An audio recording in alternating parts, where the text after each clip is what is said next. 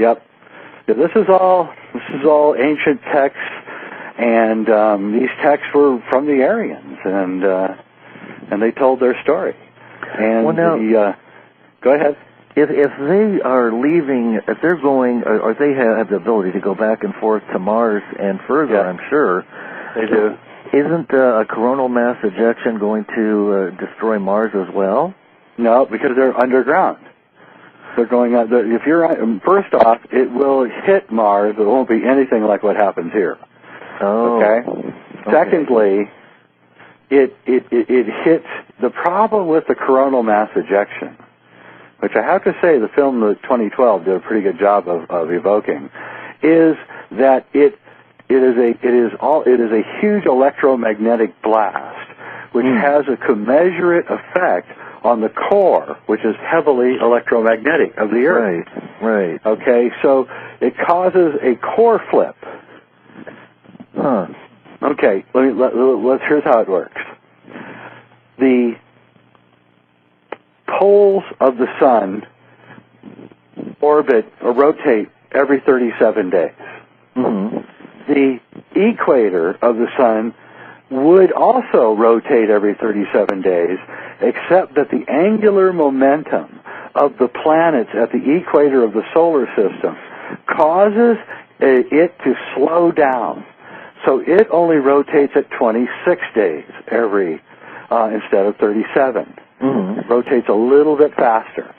Every 87 days, there is a crossing over of the magnetic field as the 26 catches up to the 37 again. You follow me? Mm-hmm. Mm-hmm. Okay. Every 87 days, there's a small electromagnetic crossing, which encases the sun in an tightly woven electromagnetic shell. Okay. After about 13,000 years of this nonsense, the entire sun is bound in a huge, receding quickly electromagnetic field, which has a commensurate effect on the Earth's electromagnetic field, which also begins receding. Huh. This is all happening right now with the loss of the sunspots and the Earth's magnetic field receding. Okay, this is all, it's a 13,000-year cycle that we are right on the edge of, and when the sun finally has to right itself, i.e. move its rotational fields back into sync again, which it has to do, there will be a huge electromagnetic storm which will go out way beyond the Earth. There will be carrying with it gigantic coronal mass ejections, which will ignite the forests of the Earth and boil the oceans. And if you're underground on Mars, well, you have a pretty good chance of making it. There's no electromagnetic fields on Mars. There's no tectonic plates. Oh. Nothing's going to be spinning around. And, you just wait it out. You just wait it out. And after, maybe a few hundred years, I don't know how long, when the forests grow back and the animal life comes back, then you mount your expeditions and you go back. So we're building not only the expeditions that are going there, what we've been building for the last 300 years is the expeditions that are going to take them back, the ships that are going to take them back here, too. Wow. Yeah, that's what's going on. And it recurs all the time. And the Vedic texts and the Mahabharata, this is what they're discussing. And including the gigantic ships or arcs, as they call them. And I'm not, and I want to make one thing clear, I'm not saying white people are Aryans.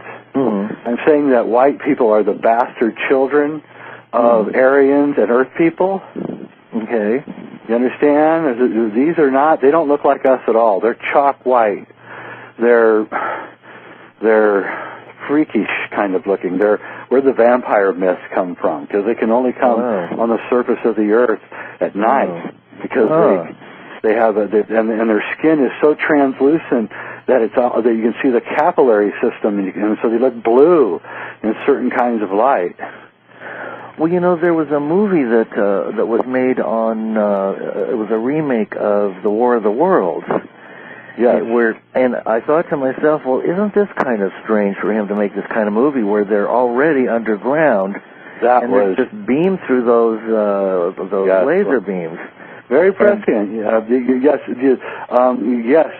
Spielberg has to know. I mean, when I saw that, I just went, my God, he has to know. Yeah, he has to know that they've been here the whole time. And they are underground. That's exactly where they are. Yeah. And by the way, these other things that we see, and I'm not saying there's not other aliens, and there could be, I'm not even going to argue that, but some of the other things that we've been seeing are their robotic creations, and they've been here, these robotic creations, for a long time, man. And I don't know if they're robotic or they're genetic. I mean, I can't tell. I think sometimes they're robotic and sometimes they're genetic. Yeah. And so, you you have to ask yourself, here's the thing that Obama has to ask himself, all right? Yeah. He knows that these guys are leaving. He knows there's a disaster coming of some kind. Okay? Yeah. They shoot a hyperdimensional weapon over Norway while he's picking up the Peace Prize, right? Right. Everybody's like screaming and yelling, why does Obama get the Peace Prize? He hasn't done a damn thing. Okay? I'm going to tell you why Obama gets the Peace Prize. He gets the Peace Prize so he doesn't shoot at them while they're leaving. Okay? And here's the problem that he faces, though, and this is a serious problem. Yeah. Okay? You're the Aryans, and you're back on Mars, waiting for the coronal mass ejection. You got the hatches buttoned down, everything, all right? Okay. What is to prevent the elites that you've left behind from back engineering the crap that you've left behind the ship, and coming after you and stealing your place and living? Okay, no, I know it sounds crazy, but to me it doesn't. Truth. And I'll tell you what, he's worried that they're going to attack us. And that's what that thing in Norway was about. And these people are saying that these are benevolent aliens and stuff. You haven't read your history. The Aryans stormed down. They enslaved all of India. They created the caste system.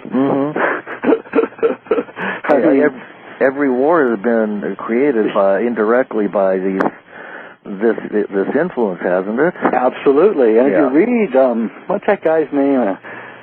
Colin Andrews' book, Ashes of Angels. He talks about these. Oh, it's a great book. He talks about this history of these babies, these magical babies that are born, and they're all white, and they have white hair and chalk white skin. And some tribes, were fearful of these children, and they killed them. And some tribes thought that these children were some kind of exalted being, and they raised them up into exaltedness within the tribe. And these beings frequently had red hair because the overabundance of iron oxide in the air on Mars causing red hair. And so they exalted these beings, and these were the European tribes who exalted these beings, had sex with them, with these children. And read his books. They're very interesting. And he talks I'll check that out for sure. And so I think like the Africans have a history of killing albino children right when they're born. I don't know if you know that, but they're considered wicked. Yeah, they're considered wicked. You can Google it. African tribe albino children, and you can see that they think that they're wicked or there's something bad about them. And so this is a long tradition where they would get rid of these angel demon children, and get rid of them, and so the Aryan influences are more prevalent among the European stock cultures, and so they became the vehicle for the real Aryans that have nothing to do with white people at all, actually, except for leaving behind some genetic trace to do their bidding. And so that's what's been going on. Skull and Bones is a part of this group, but Michael Tessarian has traced a lot of these German groups back. The German groups are the key. Once you start back engineering the German groups, you can find everything. The Saturnian Society, Aleister Crowley, all of the UFO stuff from South America. All this stuff is all intertwined into a cohesive story that makes total sense and gets rid of a lot of the gobbledygook, but it's backed up and bolstered by very, very serious ancient texts, Puranic texts, and Vedic texts, which tell the whole story very clearly. Huh. Well, how does that tie into the idea that there are different ages? In other words, do we ever get out from under the prison bars of some kind of highly advanced extraterrestrial civilization that controls us without our knowing? Isn't there supposed to be a golden age after the Iron Age? Well, it is, but here's the thing, is that this is really the crux of the matter. The only way that you can have a golden age, what happens is that through the long cycle of the yugas, which is really called a kalpa, which is all of the cycles together, there are so many deaths. And as you approach the Bronze Age and the Kali Yuga, there's more and more deaths of violent nature. And it takes thousands and thousands of years for bones to vanish. The earth becomes haunted by an inescapable presence called the Ka from Egypt, which is a residual that's left behind. And the only way that you can have a golden age is for all of the Ka to be burned away, so that the earth is completely renewed. And unfortunately, these guys, these Aryans, broke the rules. They didn't want to die in the last catastrophe, which they had to do. That was part of the deal. The earth can only be renewed if all of the Ka goes. And they escaped, and they went away, and they kept all of the knowledge that had been gathered from the previous kalpa, and which you're also supposed to lose. So you start out in a pristine state, again, and they broke the rules. And this is why Tessarian's work is so good, because these guys broke the rules, and now instead of now we're just their slaves. Now racism has come into it, whereas before there was no racism. Now there's a racism. The Earth peoples are too stupid. The Earth peoples are too dumb. And it's not dumb or stupid. They never had the advanced technology carried over from the Dark Age to the Golden Age, or should have been a Golden Age. And this is the problem. And so there has to be a cleansing of the Earth so that it can be renewed. And they're not allowing that to happen. And they keep bringing back the same genetic strains, when actually the Earth is constantly rolling the dice and searching for new genetic strains that it can use to embrace and place consciousness in. The Aryans keep bringing back all the old structures. This is why corn is a hybrid. You know that, right? Yeah, corn is a hybrid. When they discovered corn, even to this day, it was a hybrid. Somebody had messed with it a long time ago. It's all genetically modified. Well, it is, and again, you have to ask yourself why that's being allowed, and why all the forests are being cut down, and then why the chemtrails and HAARP. Those are to keep us away from seeing what is going on behind our backs, which is a gigantic evacuation. And they don't care about us anymore. Wow. Yeah. Well, now, isn't there, it seems like there ought to be some kind of higher authority that, let's just call it the cosmic patrol, that oversees what's fair and what's not fair. In other words, aren't there some kinds of higher and more advanced ETs or civilizations or angelic realms or whatever that can put things straight? Well, there may be, but we don't know. We don't know. We just know this much. We know as much as we know, and that's all we know. They say that there are. The Vedic texts say that the divas, which have been destroyed through this current Kali Yuga, according to the text, the divas, have gone back to the Godhead. They left